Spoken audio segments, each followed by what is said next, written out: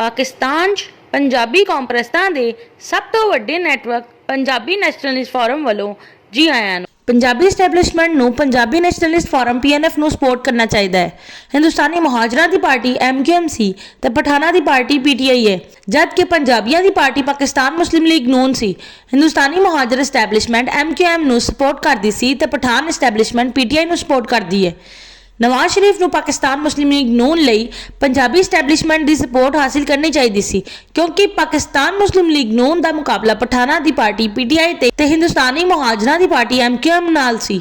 ਪਰ ਪਾਕਿਸਤਾਨ ਮੁਸਲਿਮ ਲੀਗ ਨੂਨ ਦੇ PTI ਤੇ MQM ਦੇ ਨਾਲ ਸਿਆਸੀ ਮੁਕਾਬਲਾ ਨਾ ਕਰਨ, ਜਦ ਕਿ ਹਿੰਦੁਸਤਾਨੀ ਮੁਹਾਜਰ ਇਸਟੈਬਲਿਸ਼ਮੈਂਟ ਤੇ ਪਠਾਨ ਇਸਟੈਬਲਿਸ਼ਮੈਂਟ ਦੇ ਬਜਾਏ ਸਿਰਫ ਇਸਟੈਬਲਿਸ਼ਮੈਂਟ ਨਾਲ ਪੰਗਾ ਲੈ ਬੈਠਣ ਦੇ ਕਰਕੇ ਪਾਕਿਸਤਾਨ ਮੁਸਲਿਮ ਲੀਗ ਨੂਨ ਨੂੰ ਇੱਕ ਤੇ ਹਿੰਦੁਸਤਾਨੀ ਮੁਹਾਜਰ ਇਸਟੈਬਲਿਸ਼ਮੈਂਟ ਤੇ ਪਠਾਨ ਇਸਟੈਬਲਿਸ਼ਮੈਂਟ ਦੀ ਮੁਖਾਲਫਤ ਦਾ ਸਾਹਮਣਾ ਕਰਨਾ ਪਿਆ, ਦੂਜਾ ਪੰਜਾਬੀ ਇਸਟੈਬਲਿਸ਼ਮੈਂਟ ਦੀ ਸਪੋਰਟ ਤੋਂ ਵੀ ਮਹਿਰੂਮ ਹੋਣਾ ਪਿਆ। ਇਸਟੈਬਲਿਸ਼ਮੈਂਟ ਦੀ ਸਪੋਰਟ ਦੇ ਬਗੈਰ ਪਾਕਿਸਤਾਨ ਮੁਸਲਿਮ ਲੀਗ ਨੂਨ ਹੁਣ ਕੀ ਕਰ ਸਕਦੀ ਹੈ, ਜਦ ਕਿ ਪਾਕਿਸਤਾਨ ਮੁਸਲਿਮ ਲੀਗ ਨੂਨ ਦੀ ਮੁਖਾਲਿਫ ਪਾਰਟੀ PTI ਨੂੰ ਪਠਾਨ ਇਸਟੈਬਲਿਸ਼ਮੈਂਟ ਦੀ ਸਪੋਰਟ ਸੀ। MQM ਤੇ ਅਗਸਤ 2016 'ਚ ਪਾਕਿਸਤਾਨ ਦੁਸ਼ਮਣੀ ਸਰਗਰਮੀਆਂ ਕਰਨ ਦੇ ਕਰਕੇ ਪਾਬੰਦੀ ਲੱਗਣ ਤੋਂ ਬਾਅਦ ਹਿੰਦੁਸਤਾਨੀ ਮੁਹਾਜਰ ਇਸਟੈਬਲਿਸ਼ਮੈਂਟ ਵੀ PTI ਨੂੰ ਸਪੋਰਟ ਕਰ ਰਹੀ ਹੈ।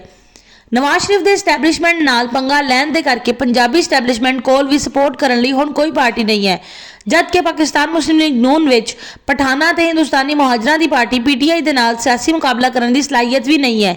ਇਸ ਲਈ ਪਾਕਿਸਤਾਨ 'ਚ ਝੂਠ, ਫਿਤਨਾ ਤੇ ਫਸਾਦ ਦਾ ਮੁਕਾਬਲਾ ਕਰਨ ਲਈ ਪੰਜਾਬੀ ਇਸਟੈਬਲਿਸ਼ਮੈਂਟ ਨੂੰ ਪੰਜਾਬੀ ਨੈਸ਼ਨਲਿਸਟ ਫੋਰਮ PNF ਨੂੰ ਸਪੋਰਟ ਕਰਨਾ ਚਾਹੀਦਾ ਹੈ। ਪੰਜਾਬੀ ਇਸਟੈਬਲਿਸ਼ਮੈਂਟ ਦੀ ਸਪੋਰਟ ਮਿਲਣ ਨਾਲ ਪੰਜਾਬੀ ਨੈਸ਼ਨਲਿਸਟ ਫੋਰਮ PNF ਤੇ ਪੰਜਾਬੀ ਇਸਟੈਬਲਿਸ਼ਮੈਂਟ ਮਿਲ ਕੇ ਪਠਾਨਾਂ ਤੇ ਹਿੰਦੁਸਤਾਨੀ ਮੁਹਾਜਰਾਂ ਦੀ ਪਾਰਟੀ PTI, ਜਦ ਕਿ ਪਠਾਨ ਤੇ ਹਿੰਦੁਸਤਾਨੀ ਮੁਹਾਜਰ ਇਸਟੈਬਲਿਸ਼ਮੈਂਟ ਦੇ ਝੂਠ, ਫਿਤਨਾ ਤੇ ਫਸਾਦ ਦਾ ਮੁਕਾਬਲਾ ਕਰਕੇ ਪਾਕਿਸਤਾਨ ਵਿੱਚ ਸਮਾਜੀ ਇਸਤਹਿਕਾਮ, ਇੰਤਜ਼ਾਮੀ ਬਿਹਤਰੀ, ਮੁਆਸ਼ੀ ਖੁਸ਼ਹਾਲੀ, ਇਕਤਸਾਦੀ ਤਰੱਕੀ ਕਰ ਸਕਦੇ ਨੇ।